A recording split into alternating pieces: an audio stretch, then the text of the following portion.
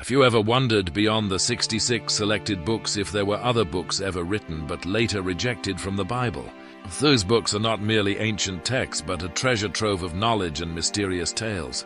Despite containing thrilling details and spiritual significance, these books were excluded from the official Bible for specific reasons. Today, we will explore 10 books that were excluded from this canon, featuring stories and messages that were once denied through the lens of history and theology. According to Professor James Smith, an expert in religious texts, the process of excluding a book from the Bible is not solely based on its content, but also relates to doctrinal consistency and faith. Stay tuned to uncover the secrets hidden behind these ancient texts, and don't forget to subscribe so you won't miss upcoming surprising truths about religious history and culture. Let's start with the first book, the Book of Enoch. This is a mysterious and captivating religious text believed to have originated 1 to 2 centuries before the time of Jesus.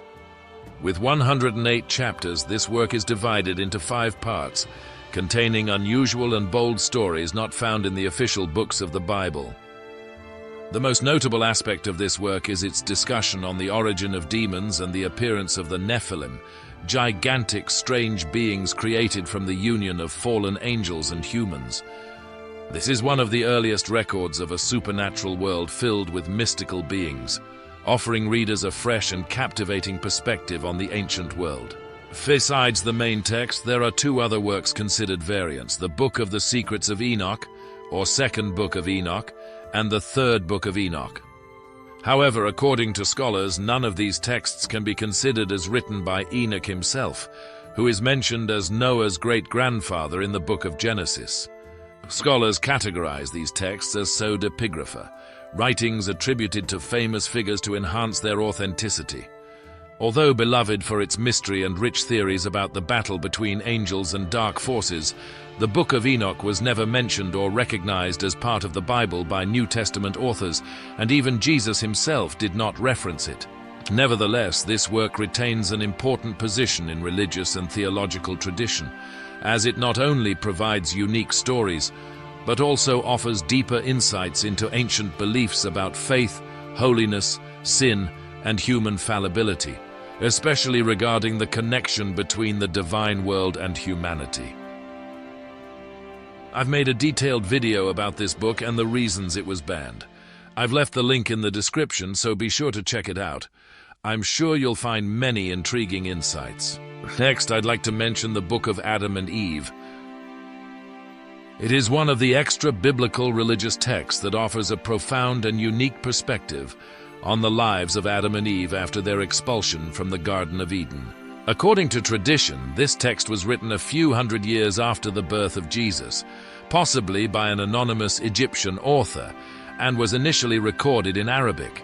This work recounts the trials, suffering, and temptations Adam and Eve faced as they sought refuge in the Cave of Treasures, a symbolic, mysterious cave where the couple lived with regret and hope for redemption. They constantly struggled against the temptations from Satan, who repeatedly appeared with the intent to sabotage them long after their departure from paradise. The book also details the early lives of Cain and Abel, the sons of Adam and Eve, emphasizing Cain's jealousy when Abel's offering was accepted by God, leading Cain to kill his brother, causing deep sorrow for Adam and Eve, and illustrating the severe consequences of sin and envy. These episodes not only offer a vivid view of how the first family on earth lived and struggled, but also shed light on the issues of sin and conflict from early times, which profoundly affected subsequent generations. The stories in the work reveal the tension between Adam, Eve, and Satan, depicting the unending struggle to preserve faith and purity in a challenging world. This book is part of the Pseudepigrapha category, meaning religious works that are not officially recognized within Christian scripture. The book also reflects a humanized perspective on Adam and Eve, where they are not just mythical figures but humans with emotions, pain, joy, and deep regret.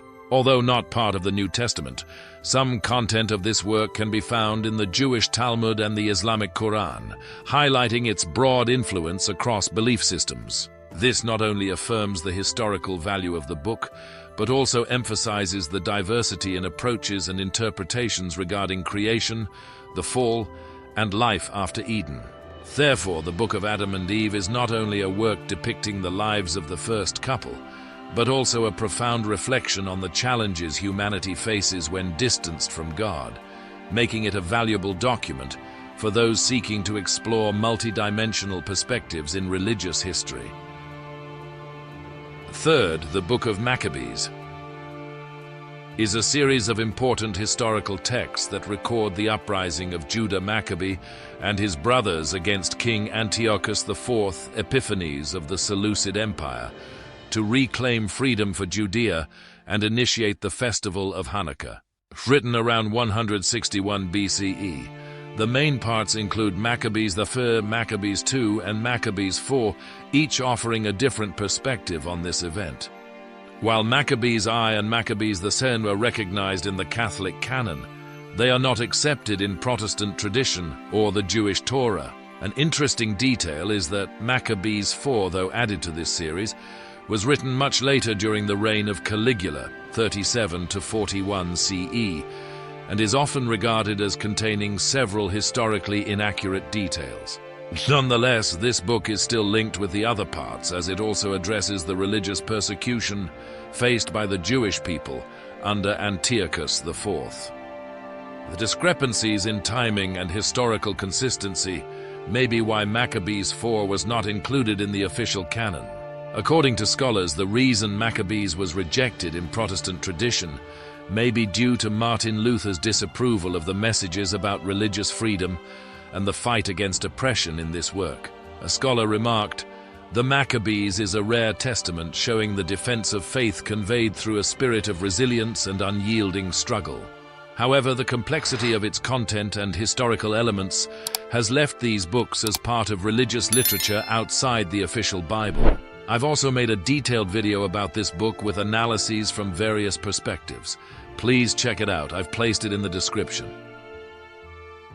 Next is the fourth book, the Psalms of Solomon.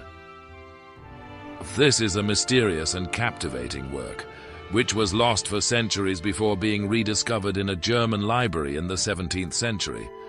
Written in Hebrew around 70 CE, this collection of 18 psalms contains hymns, philosophical poetry, and profound religious reflections.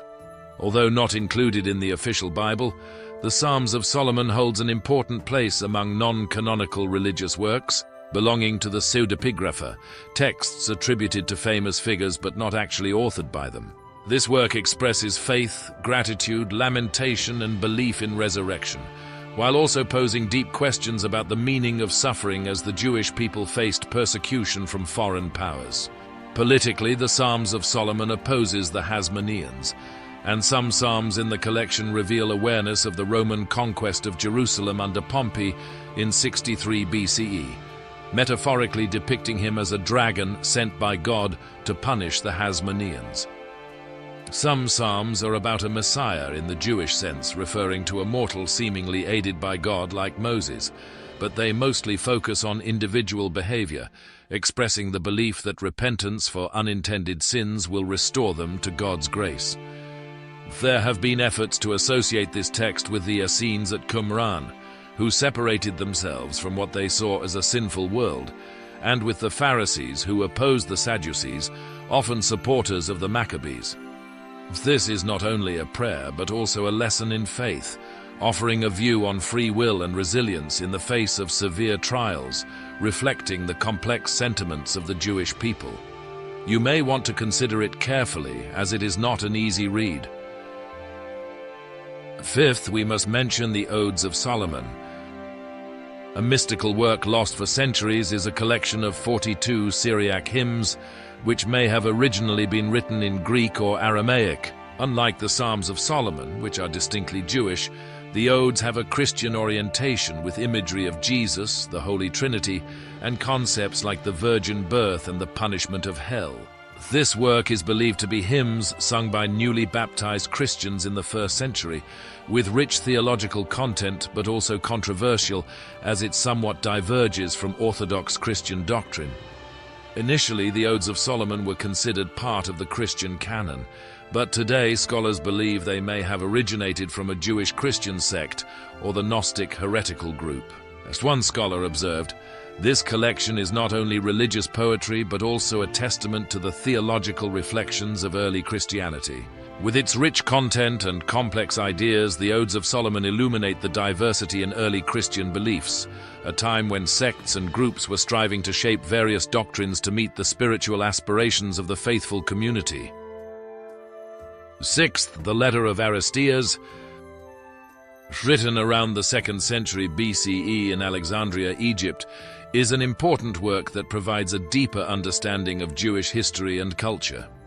The letter of Aristeas is so called because it is a letter sent from Aristeas of Marmora to his brother Philocrates, primarily addressing the reasons for creating the Greek translation of the Hebrew law, also known as the Septuagint, as well as the people and processes involved. The author claims to be a courtier of Ptolemy II Philadelphus, reigned 281 to 246 BCE. It is known that more than 20 Greek manuscripts of this letter still exist, dating from the 11th to the 15th centuries. This letter is also mentioned and quoted in other ancient texts, most notably in Antiquities of the Jews by Josephus, around 93 CE, in the Life of Moses by Philo of Alexandria, around 15 CE, and in an excerpt from Aristobulus of Alexandria, circa 160 BCE, preserved in Eusebius's Praeparatio Evangelica. The letter of Aristeas emphasizes the importance of preserving distinct identity and beliefs in the context of Greek cultural influence, thereby helping to shape the Jewish identity during a culturally and politically turbulent period. Although the letter is the earliest text to mention the Library of Alexandria, many biblical scholars consider it a forgery. Seventh, the Story of Ahikar is an ancient and captivating work containing deep philosophy about wisdom and honesty, but it is not included in the official Bible. The work tells the story of Ahikar, a legendary vizier of Assyrian kings with great wisdom, who faces betrayal by his beloved nephew and overcomes the ordeal through faith and loyalty. The story of Ahikar, also known as the Words of Ahikar, is a tale first attested in Imperial Aramaic from the 5th century BCE on papyri from Elephantine, Egypt, and was widely circulated in the Middle East and Near East. It has been described as one of the earliest international books of world literature. Scholars note, with its philosophy and moral lessons, this text has had a profound influence on Jewish thought and later wisdom traditions. Similar to the story of Job, the story of Ahikar focuses on moral and faith challenges, but it is not recognized in the official Bible due to lack of consistency and incomplete alignment with traditional doctrine. Some scholars believe this work was once part of apocryphal literature, but was ultimately excluded as it did not fully align with the religious views of Judaism and Christianity. Nevertheless, Ahikar's philosophy remains an important part of spiritual heritage, conveying timeless moral values of ancient humanity. If you would like us to dive deeper into this work in upcoming episodes, please leave your thoughts in the discussion section. Eighth, the Infancy Gospel of Thomas is an apocryphal gospel about the childhood of Jesus. Scholars agree that it dates from the mid to late 2nd century, with the oldest surviving fragmentary manuscript dating to the 4th or 5th century, and the earliest complete manuscript being the Codex Sabbaticus from the 11th century. This text includes numerous stories of Jesus' growth, giving readers an image of how Jesus grew up and the wonders that surrounded him from a young age. Although this book was never included in the official Bible and was not authored by the disciple Thomas, as mistakenly attributed in ancient times, it still holds significant historical value. In these stories, the Gospel of Thomas depicts a young Jesus performing miracles naturally and powerfully.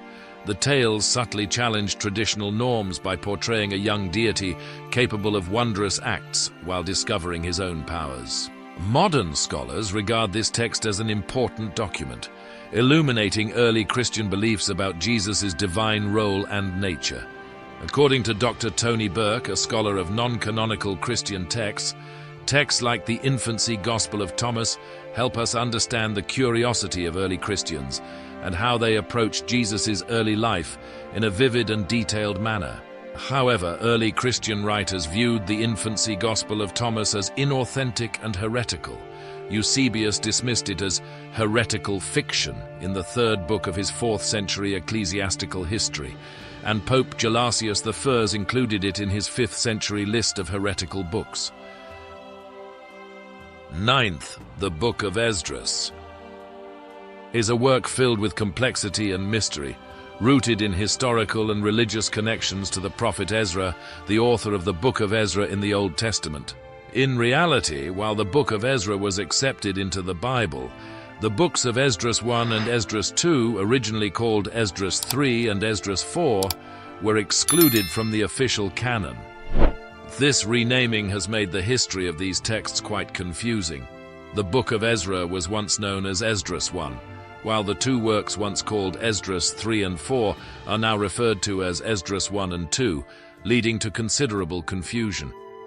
In terms of content, Esdras 1 falls within the apocryphal category, carrying deep moral and religious meaning. Esdras 2, however, is apocalyptic and pseudepigraphical, attributed to Ezra, but likely not authored by him. These texts also share many similarities with other apocalyptic literature, containing complex concepts of religious significance and supernatural imagery. However, scholars have not yet fully determined their specific origins, original language, or exact dating, though they estimate these texts may have been written between the 1st and 2nd centuries CE. These works have been excluded from the official canon by most churches, primarily due to their significantly different approach to content. Instead of focusing on Jewish historical events like other Old Testament books, Esdras 1 and Esdras 2 delve deeply into issues of morality, faith, and apocalyptic imagery, making them unsuitable for the requirements of the official canon. As some scholars have noted, the books of Esdras reflect the spiritual struggle of the Jewish people during a tumultuous period, while also representing a unique intersection between apocalyptic literature and Jewish religion. Lastly, the Testaments of the 12 Patriarchs is an ancient work of pseudepigrapha, claiming to record the final instructions of the 12 sons of Jacob, founders of the 12 tribes of Israel. Each part of this collection is written as an autobiography of each patriarch, including warnings about specific sins and vices they committed, such as anger, jealousy, and deceit, along with moral advice for instructing future generations. Each testament also contains prophecies about the future of the tribes of Israel, similar to the blessings Jacob gave his sons in Genesis chapter 49. Interestingly, in some sections, the testaments of the 12 patriarchs contain prophecies and references to Jesus, even though this work predates his birth. The presence of these details led both Judaism and mainstream Christianity to exclude this text from the canon, viewing these contents as non-canonical and conflicting with accepted teachings. Some scholars suggest this may be due to later edits by Christian groups seeking to emphasize the prophetic nature of the stories. Though excluded from the Bible, this work is still considered a valuable source of ethical literature, offering deep insights into the thoughts and moral values of ancient Jews. As experts note, the Testaments of the 12 Patriarchs is a remarkable document for studying the intersection of Jewish and early Christian beliefs. These are the 10 books we wanted to share with you. If you know of other books, please share so everyone can learn about them. Leave your thoughts in the comments below. Do you think these rejected books could offer fresh perspectives on religious beliefs, or are they merely fictional works without historical value? Thank you for watching the video. Remember to subscribe and turn on notifications so you won't miss our new videos. May God protect you and your family in peace and happiness.